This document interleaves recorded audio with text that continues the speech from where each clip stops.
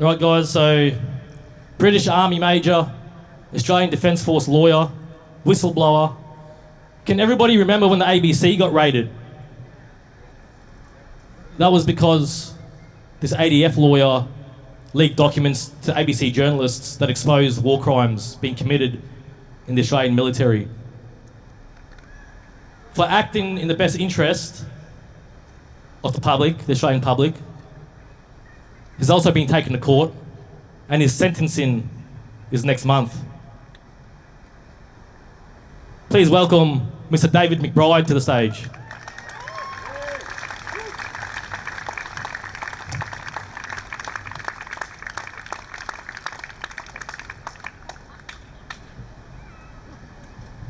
Welcome, David. Thank you, my friend. From sides? Jeez. That better? So, David, before you start, I just want to say that I believe that you sit on the same tier as Julian Assange. I think you're an Australian hero. So, on behalf of the 55,000 TPR members nationwide in the Australian public, I want to commend you and thank you for your actions for the Australian public. Thank you very much. Again, just before you start, March 11, is that correct? March 11 is the sentencing, is that correct? 12th. March 12th. March 12th, guys, I'm going to be flying down to the ACT on behalf of all you guys in the Australian public to be offering my personal support to David. If anybody else is able to come, let's organise that together and get down there. David, what is your alleged crime? It's a good question. It's giving out the truth. That's the crime. It's something, there's 5 different charges. One of them, I'm proud to say, in a very Ned Kelly way, has unlimited punishment. That means they could keep my bones in prison for 1,000 years or something like that. So it shows you how ridiculous and over the top the charges are. They're under the Defence Act. It's basically giving documents to journalists when I was ordered not to. And it doesn't matter whether they were true, and it doesn't matter whether they involve crimes. That's the world we live in at the moment.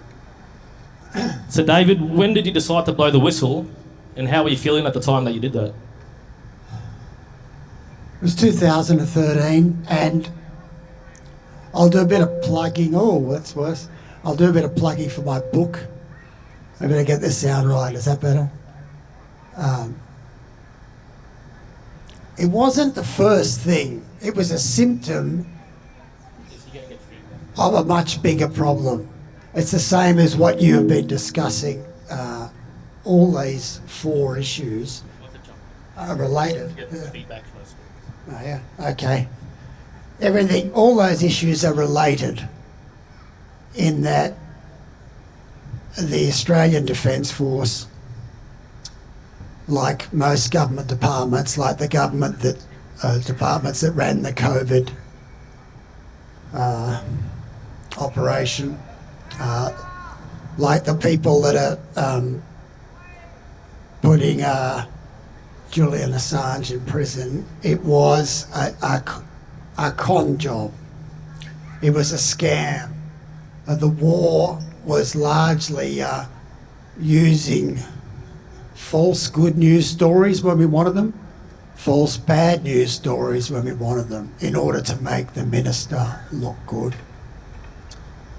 Now that's pretty clearly a crime, and that is a very dystopian future where we think we're fighting a war, we think people are doing the right thing, we're fighting for freedom or whatever the thing is, and we're actually not doing that at all.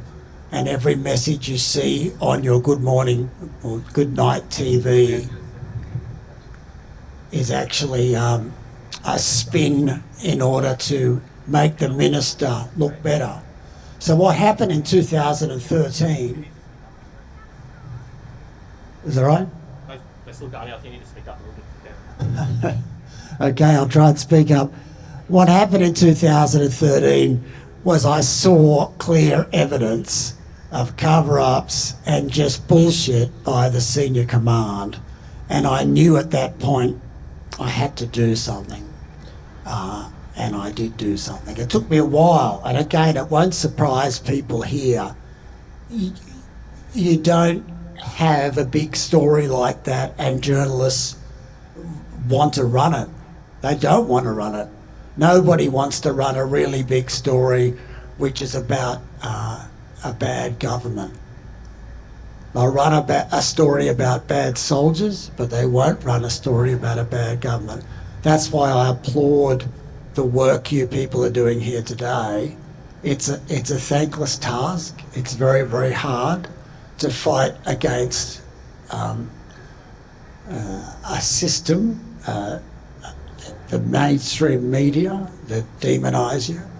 But you are doing it, and that's why I'm here today, because I admire you so much. I just did my job. It was a very hard job, but I just did my job. Whereas you, on the other hand, you guys have gone above and beyond your job generally, and you are fighting the good fight for all of us, so I thank you. Cheers, Dave. So you blew the whistle. When did you actually supply the documents to the journos?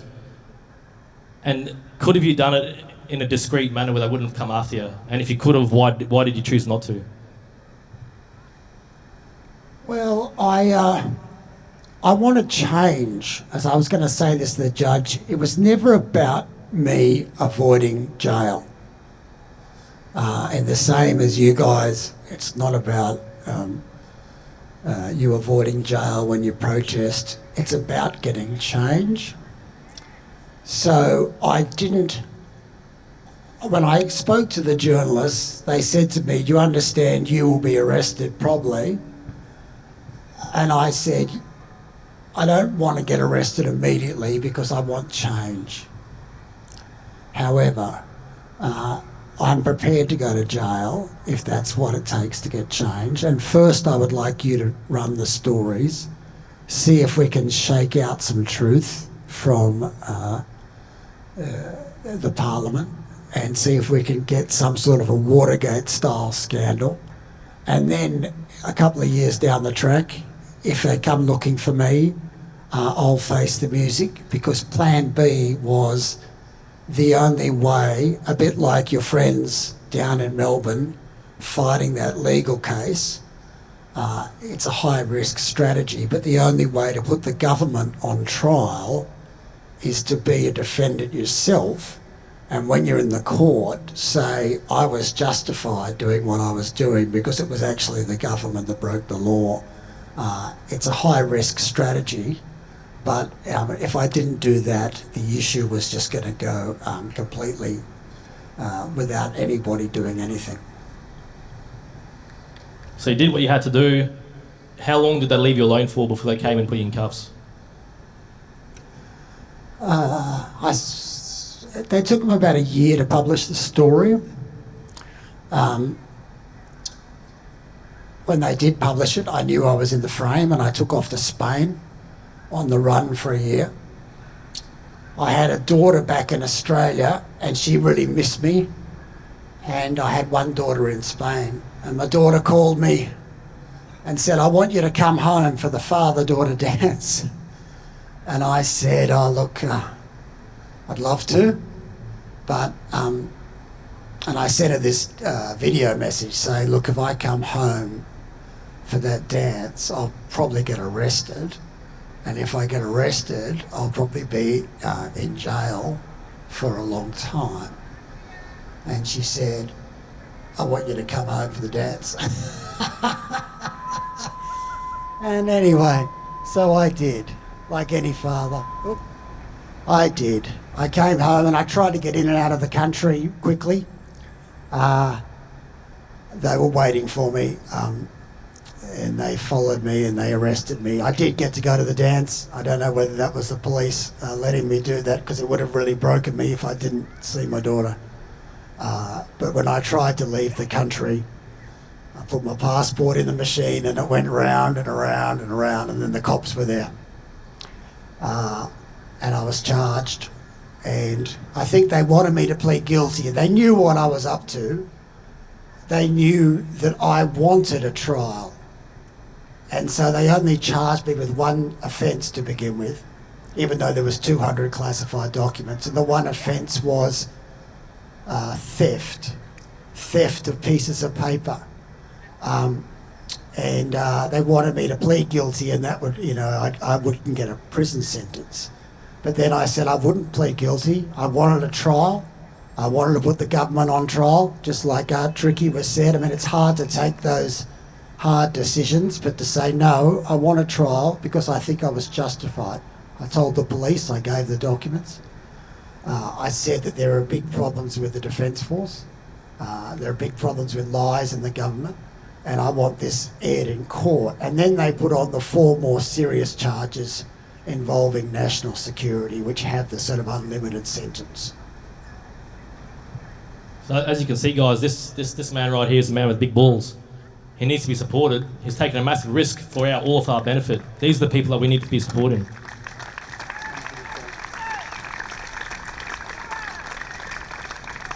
So how does it feel for you? Because I know how it feels for me to hear Justice David Mossop state that he would be directing the jury on the basis that you should not be allowed to act in Australia's public interest. Yeah, it was a pretty gutting moment for anyone that joined the Defence Force, put their life on the line. These are all people with families. You go out to foreign countries, and the idea that the only thing that matters is the orders you get from some dweeby, person above you, administrator often, not a leader, and that's the only thing that matters, and that the Nuremberg idea that just following orders was no defence, and that we had no duty to the Australian public at all, and all we had duty to was the King of England through the minister. I think we will win that on appeal. I don't think the High Court of Australia and the people of Australia will accept that our soldiers swear only to obey a foreign king and have no interest in doing the right thing by Australia. That must be wrong. That is something I'm prepared to go to jail for, and you all know that, and I'm so grateful for your support. So do you believe that you've put anyone's lives or security at risk by exposing the war crimes that you've exposed? No. And even the government admit that. As part of my sentencing, one of the government admissions, while they try, funnily enough, they try to rubbish me and they say I didn't really expose war crimes. On the one hand, a lot of people hate me because they think I exposed the good soldiers. None of that's true. I exposed the government. I exposed the senior leader.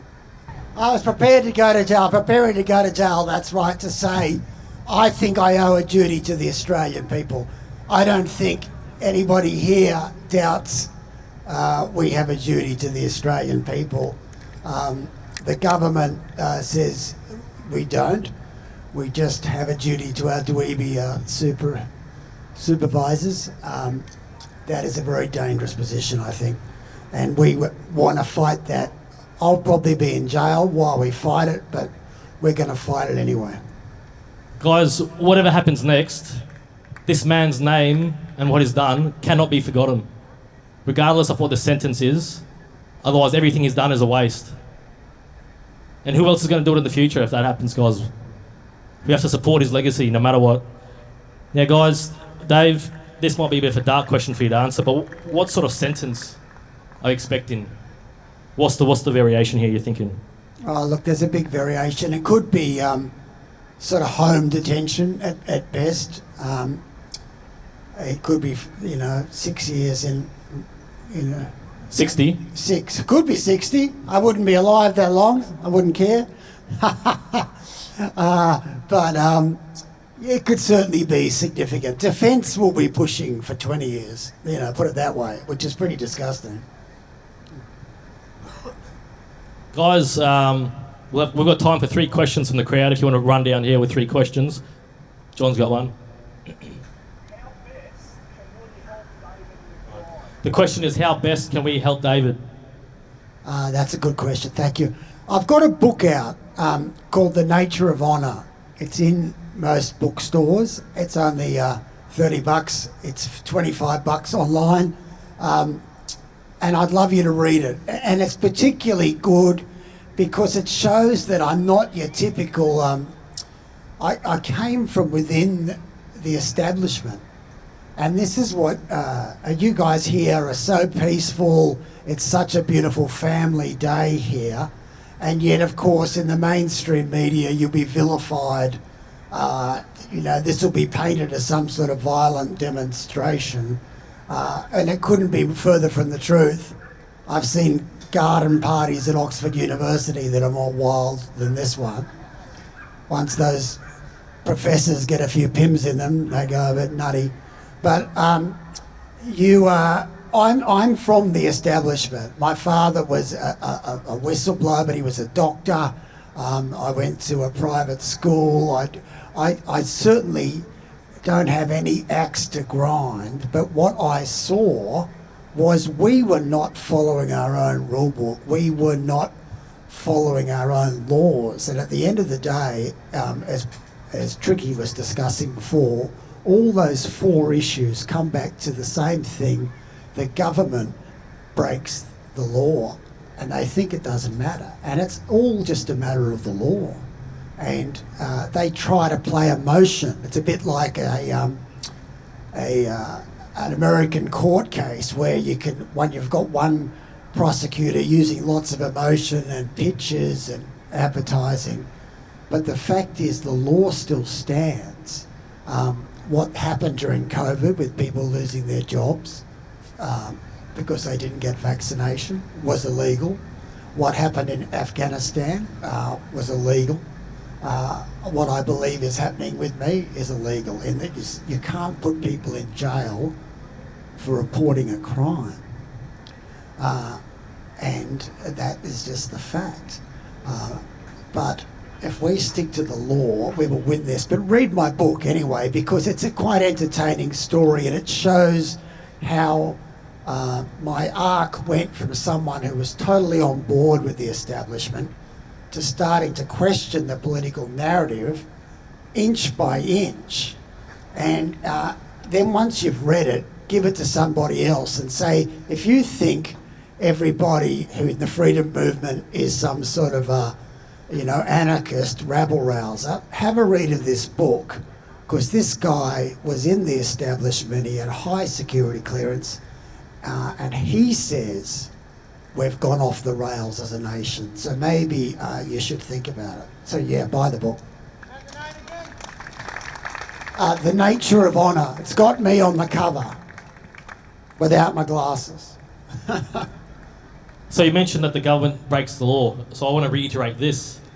We elect them as our representatives. They are our representatives. We give them the mandate. We tell them what to do. If they're not representing the people properly, we can also get rid of them.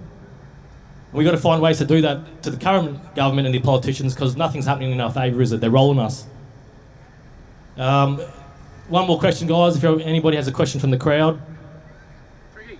Yo. So, Dave, what was your tipping moment, mate? What was the one pivotal tipping point? Jason's just asked what David's pivotal tipping moment was for him to do this. Yeah, it's a good point. And it's in the book. I describe it quite in the book, and it wasn't actually the evidence of war crimes. It was the opposite. It was the situation, and it would have happened in COVID. It would have happened when they sacrificed a lot of doctors, medical staff, like we just heard, who stood by their principles. What I saw in Afghanistan in 2013 was we were trying to scapegoat good soldiers who'd just done the right thing, We were trying to put them in jail for murder, and without any evidence to suggest that. It was just about the law. I've been criticised saying, oh, you support murderers. No, I don't support murderers, but I support the law. And it seems now that what was happening was that there were systematic war crimes in 2012, but the cynical politicians, rather than do something about it because they didn't want it to reflect on them, wanted to put good soldiers in jail to cover for bad soldiers. Now, I stood up and said, nah, that's not going to happen. If someone hasn't done a crime, they're not going to go to jail on my watch. And of course, I get, like all you guys, I get smeared and saying, oh, he supports war criminals, or it's pretty funny when the judge even says this. But I don't support war criminals, nor do I support the murder of civilians. But I support us doing things by the law as it's stated. And because I stood up for that fact, I became the problem.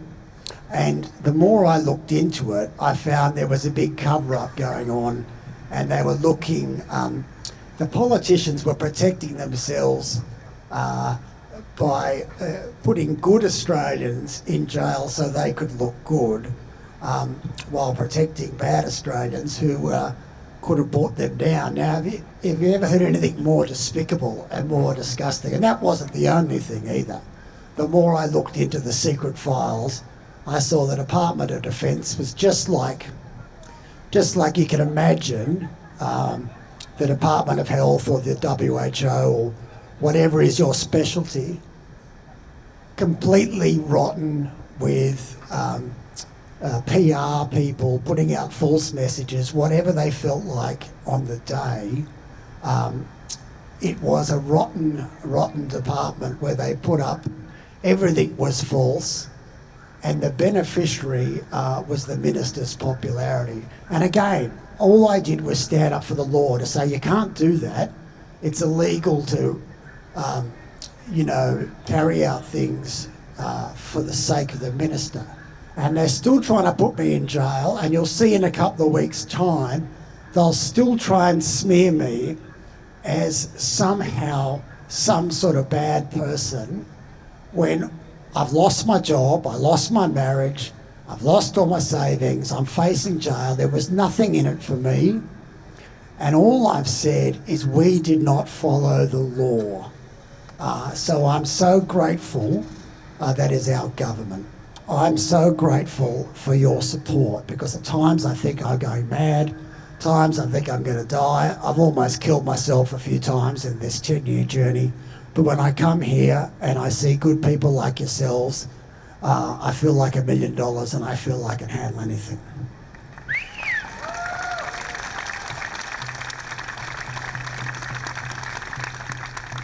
So David's going to find out his fate next month, guys. I think we should get behind him, give him a bit of a cheer for David. 1, 2, 3. Thank you. Thank you so much. Thank you. You made me feel great today. And I'm very moved. And get the book, read it, give it out. Thanks so much, my friends. Awesome, David. Thank you, Bella. You're a hero. Good question. He's giving me props for my questions. I might be a journo too, eh?